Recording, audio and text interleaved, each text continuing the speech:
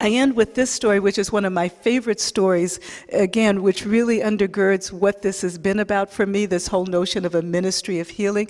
This is a little baby who was brought to us during one of our trips, and the baby was sick. He was 2 weeks old.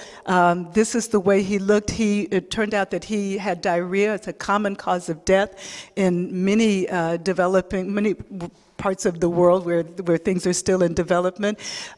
He was severely dehydrated, the most dehydrated baby I had ever seen.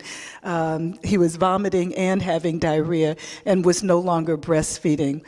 He was burning up, he was hot with fever, and the mother, there was really nothing. I didn't have any IVs, and I knew that even if I fed him, that it was going to end up coming out one way or another. His pulse was so weak, I actually thought that he was going to literally die. We heard that there was a clinic that was about a 2-hour drive. Nobody knew if they'd be able to serve this little baby or not. It was a tuberculosis clinic, but we had no other alternatives, so we got in the car and started driving, and I saw him just really dying.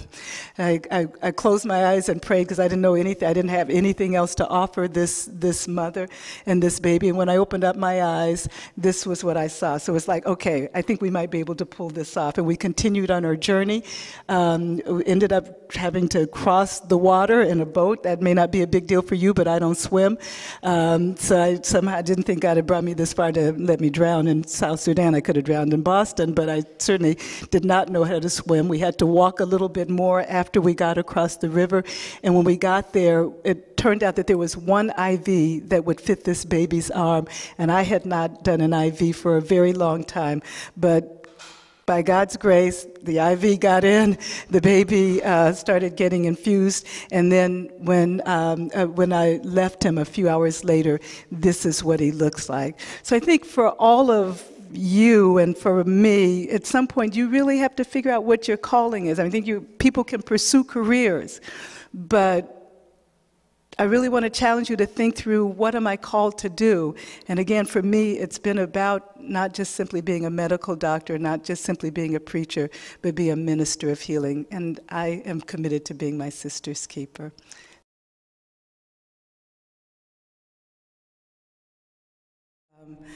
One of the things that we learned was to listen to people. And I think it is often the case that people come in knowing, especially Americans, it's the American way to say, based on best practices, this is what needs to happen.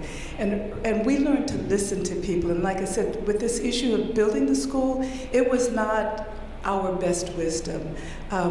We tried to convince the community that the best thing was to really focus on the teachers and the infrastructure, the curriculum, that's really what mattered the most. And they really resisted, and so we built a school. It was very expensive. I would not do that again. It's just very, very hard to do. But it was such the right thing to do. Because it's given us tremendous credibility in the country. And over here, there are many people trying to build schools in South Sudan. We're considered like the go-to people. I don't know how to go figure, right? But over there, we have tremendous credibility because we made a promise and we kept it. And people kept telling us, they always come, they always make promises, and they don't deliver. We never see them again. And we don't ever hear that, because My Sister's Keeper is known for keeping our promises.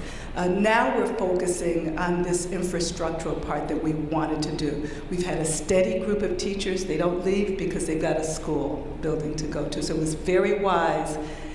And people know what they need. I've learned that people know what they need. You need to ask them. We don't need to be a voice for the voiceless. Just give them the mic, and they know what they need.